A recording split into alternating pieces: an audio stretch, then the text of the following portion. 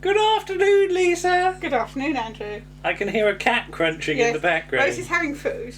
That's because you made her get off. Yeah, by acting weird. Yes. Doctor Who and the Enlightenment of the Part Third. This is getting increasingly silly, isn't it? Yes. But you know how you can watch a thing forever and ever and not notice a detail until like years later? I have literally done that half an hour ago with this DVD. Okay. As I went to you, Davison's the wrong way round on the DVD menu. Yes, the picture's been flipped, hasn't it? Yeah. So that he's looking into the... He's looking towards the menu. Yeah.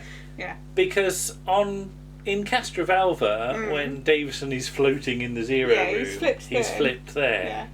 Yeah. But on the DVD menu, his question mark's around the wrong way, and his celery's on the wrong side. On the wrong side. So isn't that weird? Yes. But where's a fly? Go away, fly. 4-parters in the Davison era. Of course, 2 episodes are in 1 week and 2 episodes in the next. So I do wonder how much it goes through sort of Eric Saywood's head to script edit them or structure them as two-parters. Yeah. Because we're now into part 3 into week 2. Yeah. And we jump location. Yes, we're on Wrack ship to most of the Lynda Baron's ship for a lot of it. It's just interesting. But before we get there, I wrote green. The colour for Turlough's helmet is green because it is. Yes. And I thought, if this was Captain Pugwash, which was my most familiar growing up, Captain Pugwash was the thing I most watched set on a ship. Right. Really. Yeah. Valentine Dial would be Cutthroat Jake, wouldn't he? Yeah. He'd be going, yeah, ha ha ha, Pugwash.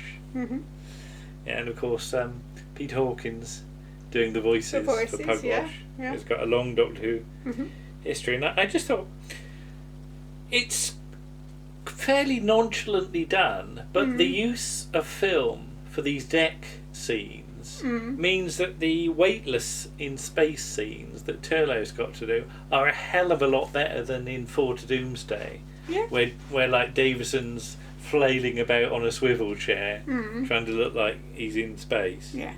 Well, it probably helps as well that he's on a wire rather than on a swivel chair. And again, really, really great lighting for these scenes. Yeah. I cannot praise it enough. And even a lovely brass telescope that Davison gets hold of. I don't know how many inches it is. It's probably about sort of 4, maybe. Yeah. But I like it. I like a telescope. You do, yes. And that's the thing. I've always said to you, I'd love a proper telescope, although we don't necessarily live in a place where the best use will be made of it. There's too much light pollution here. Though we can see the stars here a bit. But a nice it'd be better in the middle of the countryside. A nice big brass one is almost for show rather than use. But hey. Turlough being picked up in the Buccaneers net, unfortunately, because it's being shot on videotape, does make it a bit more wonky than the rest of it. Yeah. But of course he's taken on board Wrack ship, and of course I just put pirates, har har har. Yes. And there is a bit of that. It has to be said. There is a bit of pirate acting. Yeah. Yeah, because Lynda Baron has to keep doing a sort of laugh, doesn't she? But she has got a nice rug. Yes. I did like the brief. I did like the brief sight of her rug. Okay. Because Turlough gets to crawl along it, doesn't he? He does. On his hands and knees. Yeah. And we've got a little rug upstairs. We have. With a sort of sun on it. But we haven't got a nice proper one. Remember when we went to the auction house a couple of weeks ago and they had a really good rug? You don't remember? Yeah, no, probably they didn't. not. No, rugs are cool. And I just put, it's Nurse Gladys. Nurse Gladys, yeah. Because unfortunately, of course, Lynda Baron really is Nurse Gladys to me and nothing else. I know, she's, like anybody else, she's done lots of other things. Yeah. And of course, her first Doctor Who credit is The Ballad of the Last Chance Saloon. Yeah. Which I noticed the production notes were slightly snippy about. A little bit, yes. But I love The Ballad of the Last Chance Saloon. You love Saloon. the gunfighters. So. And I will fight anybody who disagrees. Did you see that fighting there? I did, were you intimidated? No. No, I didn't think you were. But you can't beat a good lady pirate, can you? What would win your mum? No. Well, I just thought of Kate O'Mara. Yes. I knew you were thinking of Kate O'Mara. I'm always thinking of Kate O'Mara. There were several reasons you could think of Kate O'Mara. But in Whodunit, in their final season, where she's a lady pirate. She is, and she's called Treasure Chest. Yeah. And she did suggest to J&T and Sylvester McCoy that they, after Time of the Rani, that they do a pirate story where the Rani was a pirate. Yeah. I think that's literally because she enjoyed doing Whodunit so much with Pertwee, so come back and do it with another Doctor. And I put Lee. I don't know when you stop saying his name. Lee. Well, he's only got John. 3 E's, so... Yeah, but Lee John. Lee John. You have to say it longer than Lee. But I don't know quite when to stop, how long the third E is. And I think he only chose that. I don't know why he chose the third E, but I think it's just so he could win at Scrabble. Because he'd be 1 point ahead of people just for using... Well, you can't use your own name. No, you can't use your own name. You can't use names. Have you played Scrabble much? Not really, no. No. Right. I have on the Spectrum. Yeah. And I put Lee John doing something approaching acting. Something approaching acting. Because, bless him, he's trying. He's not an actor. He's not an actor. He's called upon to do things that... Well, it's difficult because, as you say, he is a pirate, so you can't really go for realism. No. So you've got to be a little bit arch and a little bit over the top. And he is, but he's not necessarily any good. But, and here's the get-out clause, he is being an Eternal, isn't he? Yes. So, frankly, an Eternal can have any acting style they like. If they want to be a rubbish actor, they can be. Yeah. Oh, bless him. It's the only thing he's ever done. Okay, that's true. Tegan emptying her mind. I do like that. Yeah. That she's... sometimes 80s companions get accused of being a bit thick for the, purposes of plot. But here, she's really... I think it's really quite clever of her to think, well, you're spying on my mind, so I'll empty it. Yeah. And the fact that she's actually got that much mental control. Because I'm not sure I could do it. No. Have you ever tried emptying your mind of all thoughts? No. I think you just think of something at random, don't you? That's what I would do. But compare this to Joe Grant and the Master in Frontier in Space when he's got his hypnotising box and she starts going, Mary had a little lamb. Yeah. So... This thing about companions as they sort of gain experience in the world of Doctor Who's adventures, they gain enough to be able to do things that normal human beings probably couldn't do. Not if they were just thrust into that situation. No. So points for Tegan there, I think. Okay. I like the use of the sextant briefly, although there's no point. Although there really is no point. No. He's just fiddling with it. Really, I've never had to play with a sextant, and it's one of those things I'd quite like to have a go at, just to see how it actually works in real life. I've used various sort of analytical equipment, but I've never used something as simple as a sextant. So I feel I've missed out. Oh, okay. So yeah. I should have got me nautical lantern out again. Got again? Well, we've already used that. We have. So we can't use that twice again. Turlo is strung up. Did it do anything for you? No. No? No. Oh, poor Mark Strickson. Well, no, with all the best put in the world, nobody strung up does anything for me. But come on.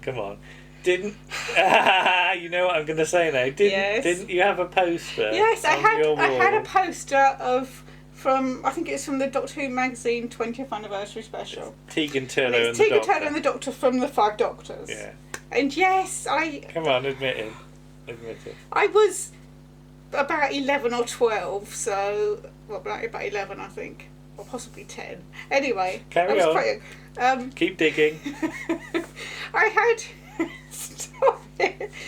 I sort of put them in, who I might have fancied more. Scores out of 10, wasn't it? How much did you score Doctor Who out of 10? He got more than Turlo, though. Because he was the Doctor.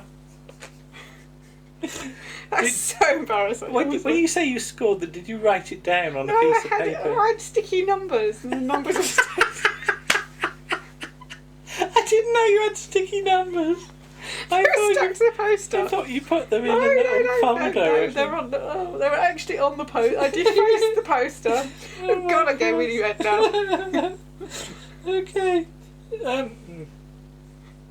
Turlo is devious. Yes. He's quite devious in this episode. And I never really felt I'd got a handle on him as a viewer watching it at home. Because the thing is, the companions are meant to be the identification figure. Yes. But I think the sort of Davison era especially is guilty of trying to make them interesting. Yes. But in slightly the wrong way. Yeah. By making them a bit odd. Yes. So that you don't identify with them and you don't understand them. No. So, I mean, not with Turlo, because obviously he's been trying to... Well, he's been half-heartedly trying to kill the dog. Yeah. Well, once he tries to kill the dog. So I don't think he ever does it again after that. I mean, Mark Strickson said about that. You can't keep on doing that. Because sooner or later you're going to get caught. But Tegan's dress. Yes. So, where did it come from? Yeah. Well, I assume that they've got the invitation, because Wrack sends an invitation. Yeah. And there's something in the production notes about Mariner. It looks like Mariner sends her a telepathic acceptance. Which he probably doesn't, actually. Which he probably doesn't. What he's doing is he's conjuring up a piece of paper. He's imagining the bit of paper, and then he gives the thing to Leee John. So does he imagine Turlo's dress? No, he doesn't imagine Turlo's dress. Yeah, so does he imagine Tegan's dress? Which is why it's so hoo-hooed at the front. So what? Hoo-hooed. Because Edwardian dressing although you did have a bit where you got to see the lady's décolletage, it probably wouldn't have been as hoo-hooed as that, because she's got... I assume she had a corset. It's actually done with apparently a Wonder Bra, which I don't think actually existed in 1993. Well, not then, a bra of some kind. Yeah. But the easiest way to do it would have a corseted top. Yeah. All right, okay. Because that would push everything up in the right direction. But it says Edwardian. Yes, it is roughly Edwardian. I'm almost imagining it as Raffles. Sort of late Victorian. Late Victorian, yeah. Raffles takes a lot of liberties with costumes. Yeah. Particularly ladies' costumes. Okay. But you are starting to see that, because obviously by the end of the Victorian era, the Queen Victoria is no longer leading the fashions, because she's obviously elderly. So you're getting what the Princess of Wales is wearing, and the sort of slightly the generations on from that. It's more about what the Prince of Wales set is wearing than what the Queen is wearing. Because obviously the Queen is just wearing black. And she's getting increasingly bigger at this point. So the dresses just get It's just larger. Like a bin bag. It's just... No, we're saying that a bin bag. It's just like... You get a huge sort of... Just a... Tent black dress. Because she wasn't very tall. So the wider she got, the squarer she looked. Yeah. Really. Okay. So... Then I just wrote asteroids. Yes. As all the asteroids come towards the ship. But of course, asteroids was one of those computer games that everybody played in the arcades. I didn't. And had on your computer at home as well.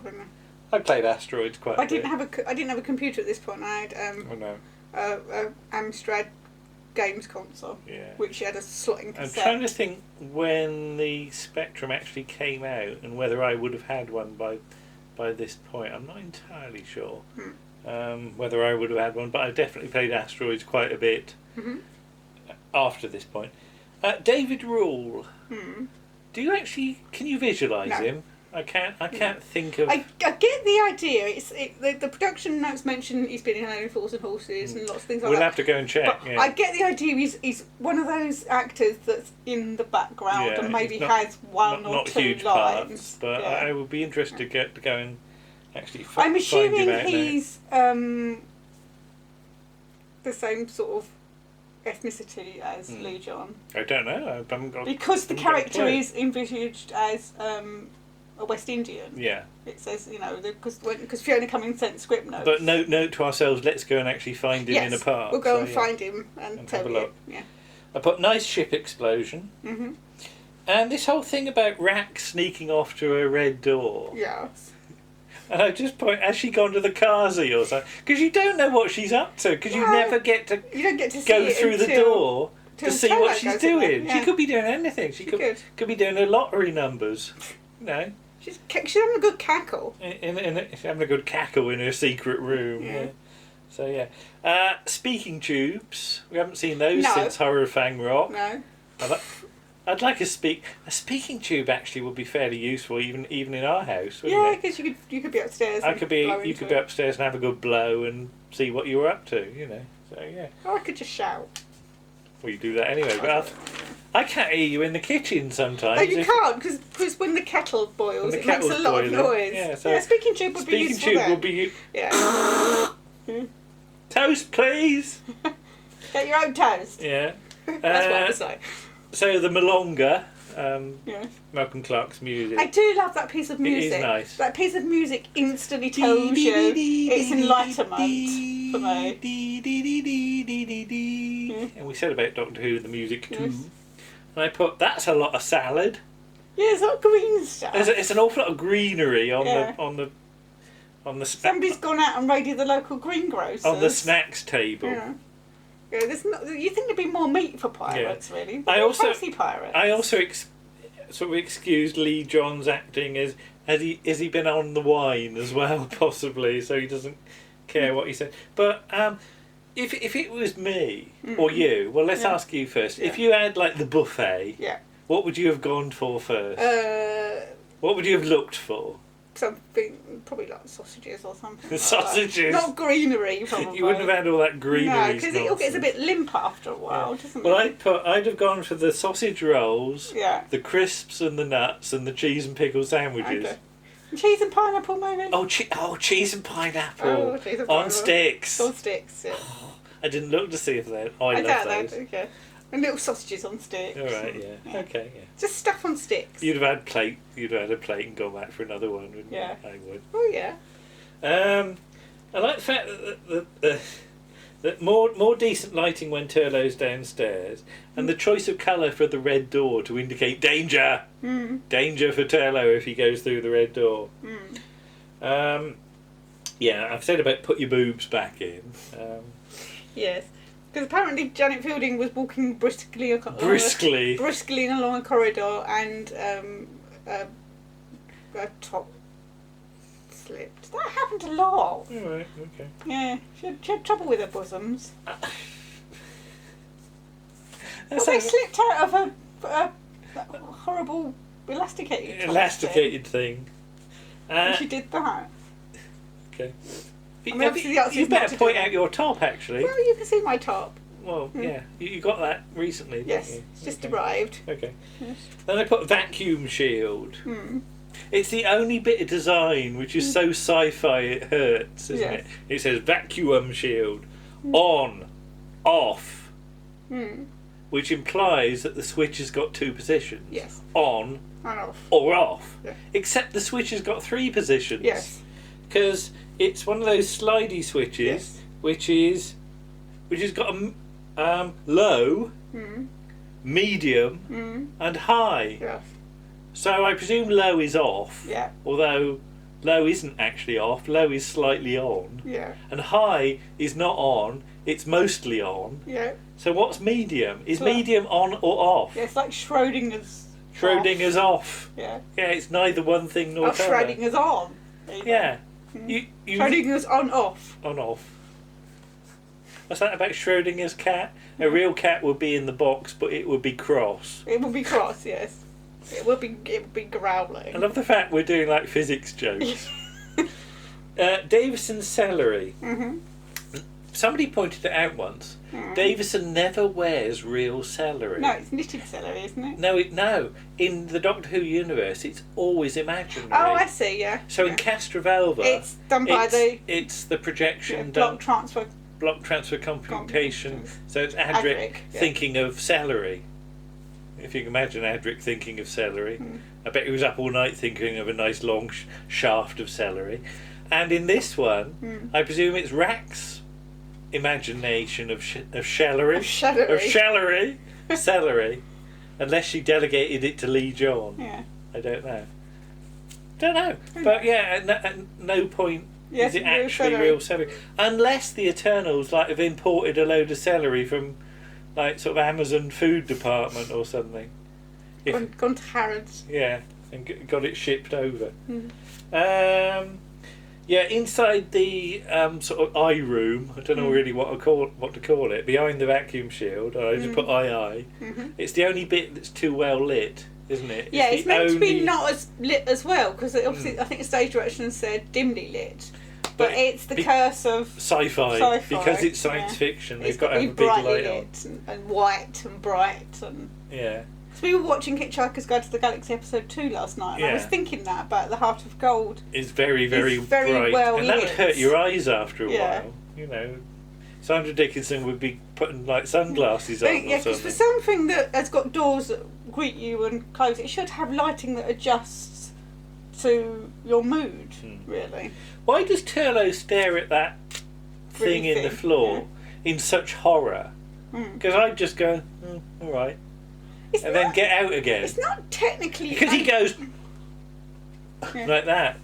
Well, not quite like that. No, it's not quite as over the top as that. But yeah, but he really does give a good boggly-eyed... And there is some good boggly-eyed stuff from Mark. Yes, Mark Strickson's very good at boggly-eyed stuff. Yeah. I'm foaming at the mouth. And the warning, vacuum shield off in big flashy lights. Bloop, bloop, bloop, vacuum shield off. But you're that side of the door. Yeah. That's fine, but if you're inside the room and the door's shut and it's flashing vacuum shield off, you haven't got a knob to play with to get back out again. To do anything about it. So what's the point in having the warning? Because you're going to be deaded in a few minutes. You might as well have a line saying a flashy light saying you are going to die. Because we were watching Hitchhiker, I thought of what happens if I press this button. You know, a light lit up saying please do not press this button again. And it is very much like that. Think it through. Deary me. But then I would point out that Wrack goes in there, she's an Eternal, so she can't really die. She can just hold her breaths. Davison likes a good toss of his coin. I always like that. I just like the fact he tosses it, doesn't get the answer he wants, and tosses it again, just goes the way you want to go. And again, pointed out, but not necessarily everyone knows this. Sarah Lee was production secretary. And her mum was Lynda Baron, so it was very much keep it in the family. Because there's some good stuff from Sarah Lee in the J&T book about sort of what she was allowed to do and how as quite a sort of young person in that job she was allowed to do an awful lot. So she had a fair bit of responsibility as production secretary, which maybe you wouldn't be allowed these days. No, possibly not. It's just interesting. Why do the stars rotate? I assume that's to do with the vacuum shield going off when I don't know. But no, it's a big hole in the bottom of the spaceship. The stars ain't going to rotate. Maybe it's like a wormhole. The ship isn't rotating. All I can assume, it's like the eye manipulates space and time a bit. Because I've said in my space game, if you go towards a black hole, you can see the stars start to rotate around it as the black hole bends the light path from the stars, which are of course long way away. If the ship was going round and round, all the celery would fall over, So it's not the ship rotating, it can't be the stars, it's got to be a weird visual effect of what the eye thing is doing. Of the light actually being bent. So is it almost like a black eye then, that eye? It might be having the sort of power. It might be a sort of black holey type thing. Black eye. Sorry, a black hole. It might be. It might be a black hole thing, sort of manipulating space time. Maybe I don't know. I'm just trying to excuse the fact for what is quite a weird shot if you think about it. I don't know. So I said Ballad of the Last Chance Saloon. Yeah. Okay. Why bring? What's that? Why bring... what? I think you give yourself notes and then can't understand what you've written. Yeah, no, why bang the cube when saying help me? Because Tello's bellowing into the tube, help me, help me, help me. And then he gets no response, so he smacks it a few times as though that's going to help. Yeah. Like you bang your telly to make it work in the 80s. The remote controls to make it work. Yeah. Or shake it. And... that looked ruder than I made no time. Do that again, I didn't see it. Okay, right, okay. So the red jewels are quite nice. I love the fact she's got a big box of them. Yeah. So, yeah. I've just realised I meant to go and get me fruit pastels at this point, because I've got some strawberry fruit pastels, and I could have held one up. God. We'll do that for part 4. Remind me. I'll probably You've forget. been pre-warned now, so I'll probably forget. Probably. And we're going to have the cliffhanger, except we're not yet. No, episode's running short. No, so let's extend it a few minutes. Mm-hmm. And the whole thing about Wrack and Mansell having those publicity photos on the TARDIS set, and I remember those photos because I think they were used in Doctor Who magazine once or twice. Yeah. But it's that silly thing of doing photos which aren't actually part of the plot. Mm-hmm. It's like in Seeds of Doom when you've got the humanoid version of the Krynoid on the lawn. Yes. And at no point do you ever see that. No. So yeah. Tegan's got a tiara.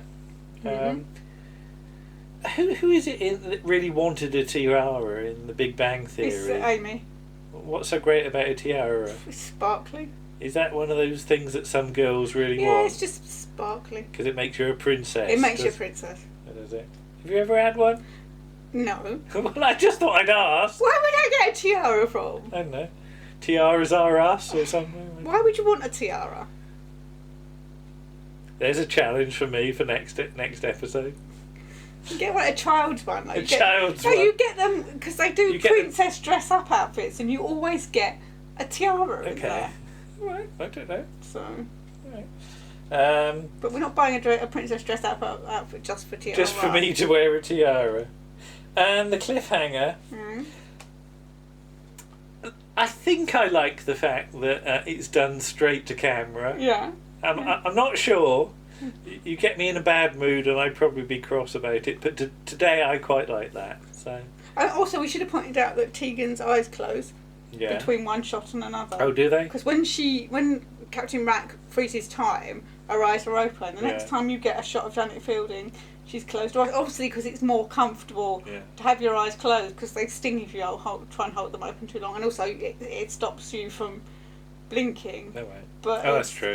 But it's like the brig in Five Doctors. You know, he's got his head turned, and then he's looking that way, and then he's looking this way. So much for continuity. Yeah. End of part 3 cliffhanger. Ha ha ha. Close up of tiara. And I thought, ooh, that's a good episode. I thought that was a good episode. There's a lot going on. I like the film work. I quite like the sort of banquet scenes. They're quite nice. As you say, some nice frocks and all of that. But 99 out of 100 positioning in, people worry when Doctor Who falls out of the top 20 these days. But it's the charts were different then because there wasn't so many channels. And which would imply you had a better chance of getting in the top 20, actually. But it meant the ratings to get in the top 20 were huge. You're looking above 10 million and above to get in the top 20. This is 6 and a bit, isn't it? Yes, this 6.2. Yeah. So, which today would be great. Amazing, yeah. That would get you in the top 5, probably. Because I remember in the paper, they used to put the top 20 but for TV programmes. And I always used to look at it.